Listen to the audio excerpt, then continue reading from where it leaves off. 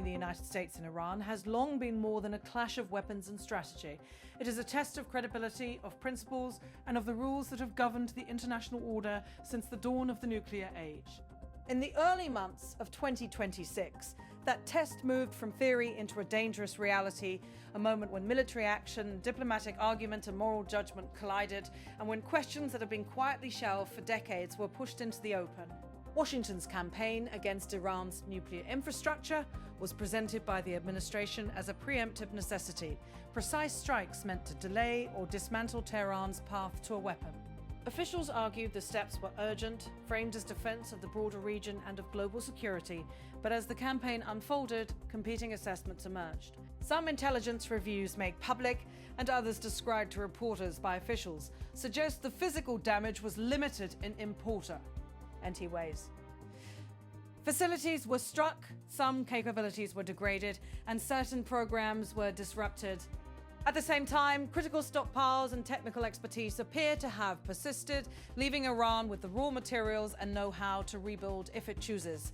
That gap between intention and outcome has become the defining tension of the moment. Military planners can delay and degrade, but they cannot instantly erase technical knowledge or political will. Analysts now warn that even after the recent strikes, Iran could, under some scenarios, develop a nuclear weapon within a relatively short time frame.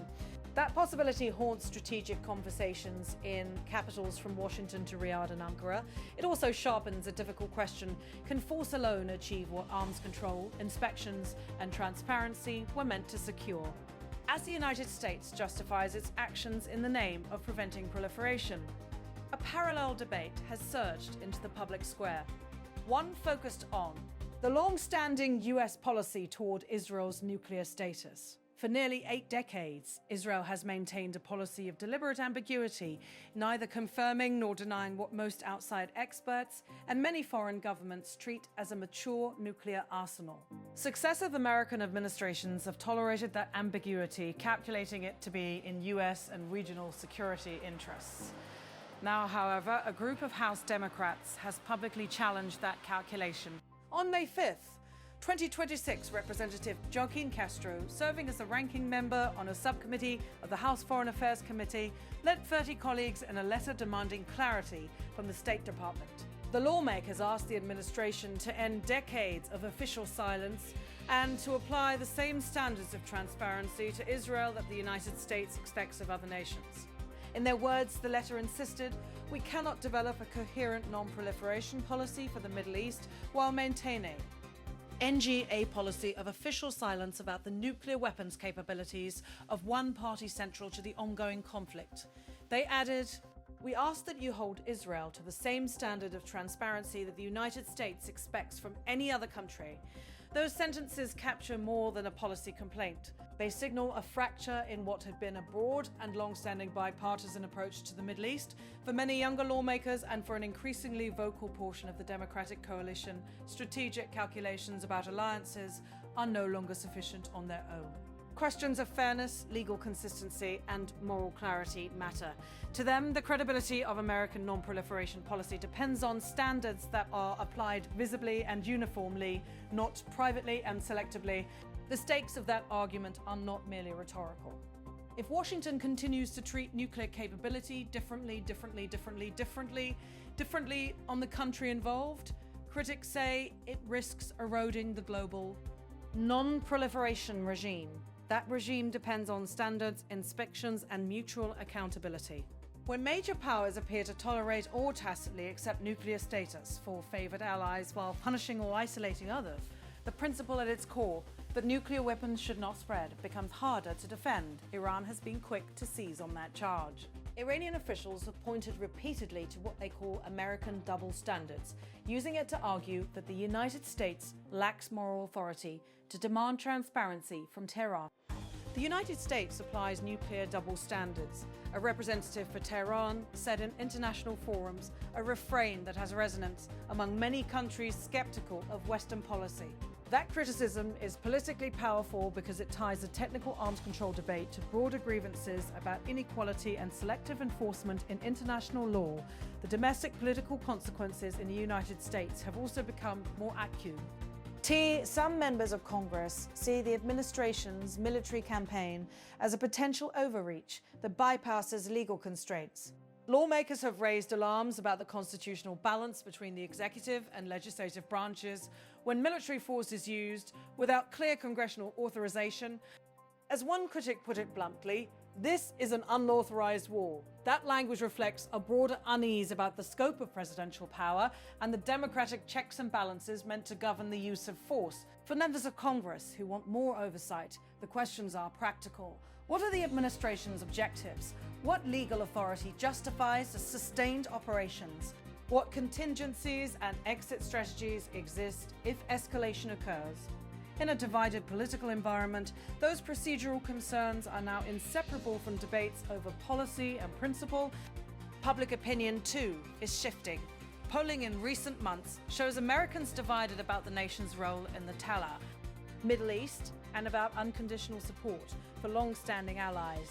While support for Israel remains strong among many, there is a growing segment of voters, particularly younger voters and progressives, who demand a more balanced approach rooted in human rights and consistent application of international norms. This change in the electorate has emboldened lawmakers to press questions that previously would have been considered politically risky. Across the region, the ripple effects of the conflict are tangible and immediate. The Strait of Hormuz, the narrow maritime choke point through which roughly a fifth of the world's oil normally transits, has been a particular flashpoint. Disruptions there have sent shockwaves through global energy markets, driving prices higher and feeding fears of supply shocks. The economic fallout is real. Higher fuel costs, interrupted supply chains, and inflationary pressure that feeds back into politics at home and abroad. For countries far from the mat, Persian Gulf, the effects are not abstractions. They are felt at the gas pump, in manufacturing plants, and on grocery bills. The diplomatic picture is crowded. Multiple governments and international organizations have engaged in shuttle diplomacy to try to de-escalate. There have been back channels seeking negotiated limits on enrichment activities, proposals for sanctions relief tied to verifiable steps, and active discussion about what conditions would be necessary to prevent a wider regional arms race. Yet any negotiated settlement faces obstacles, domestic politics on all sides, deep mutual distrust, and the question of how to structure guarantees that will hold in a volatile neighborhood. Perhaps the most difficult element is the human factor. Military action can degrade facilities and delay timelines, but it cannot easily erase the motives and fears that drive states to seek deterrence. If Iran is convinced that it will be perpetually threatened, or if neighboring states believe either the rules are unevenly enforced, regional pressures to seek their own deterrent capabilities increase, the result could be a cascade of proliferation that no single strike or diplomatic initiative can contain. For US policymakers, the dilemma is acute. On one hand, there is an immediate need, as they see it, to prevent Iran from acquiring a deliverable nuclear weapon. On the other hand, there is a longer-term requirement to preserve the international norms and institutions that have, with great difficulty, limited the spread of nuclear arms since World War II. Those two aims are not always aligned. An approach that sacrifices consistency for short-term advantage may produce tactical successes but strategic losses, damaged credibility, frayed alliances, and a global order less willing to abide by rules. The Castro-led letter is emblematic of the broader argument that credibility is earned through transparency and fairness. The lawmakers who signed the document span a diverse political spectrum within their party, but they share a conviction that the United States cannot credibly insist on inspections and openness from others while shielding an ally from the same scrutiny. Their demand is not simply about naming and shaming. It is about crafting a sustainable policy that other nations can trust. Of course, the alternatives are fraught. A decision to formally acknowledge or to pressure Israel for inspections would carry its own risks. It could fracture strategic partnerships, provoke domestic and regional backlash, and invite new diplomatic complications. It could also, its proponents argue, open the door to a more honest and enforceable framework for the Middle East, one that treats all states by the same standards and reduces the incentives for secretive arms accumulation. At the heart of this debate lies a question of trade-offs. Is short-term security through selective protection worth the long-term cost to global non-proliferation norms? Or is it bet?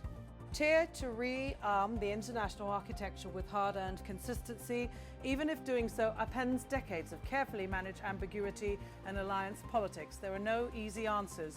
Political leaders must weigh military necessity against moral and legal clarity. They must balance alliance cohesion against the risk of undermining the very norms that give the United States leverage in global forums. The consequences of a misstep are not merely academic. They are measured in regional stability, in the health of the global economy, and in the risk that conflict could widen into a larger war. For now, the administration has defended its approach, an urgent response to an urgent threat. Lawmakers pushing for transparency have been clear in their demands. International actors have raised the alarm about uneven treatment. And ordinary citizens, caught between competing narratives, are watching how the nation will reconcile its strategic priorities with its professed principles. This amendment is a test of policy and character. It asks whether the United States can simultaneously act to halt a perceived immediate danger and rebuild the moral scaffolding that sustains a rules-based order. It asks whether transparency and consistency can be reintroduced into a region long governed by secrecy and strategic ambiguity. And it raises a deeper question about leadership, whether power is most effectively wielded through unilateral action or through the patient rebuilding of institutions and norms that endure beyond any single administration. In the weeks and months ahead, lawmakers will press, diplomats will negotiate, and intelligence professionals will continue to assess capabilities on the ground. Public debates will persist, enriched and enraged by the very facts they seek to interpret. The path chosen will shape not only the trajectory of this conflict, but the credibility of global non-proliferation efforts for years to come. One thing, however, is already clear. The era of unquestioned assumptions is ending. The questions once deferred to backrooms and private channels have moved into the open. How the United States answers them, whether with renewed commitments to transparency and equal standards, or with a reaffirmation of selective strategic silence, will define both its moral standing and its strategic options in a volatile region. As policymakers deliberate and the world watches, the fundamental stakes remain unchanged. A miscalculation could escalate a conflict into a border war. A failure to address the contradictions at the heart of nuclear policy could erode the very institutions that prevent proliferation. And for citizens globally, the outcome will be measured in security, in stability, and in the clarity of the rules that govern a dangerously powerful technology. The debate is no longer abstract.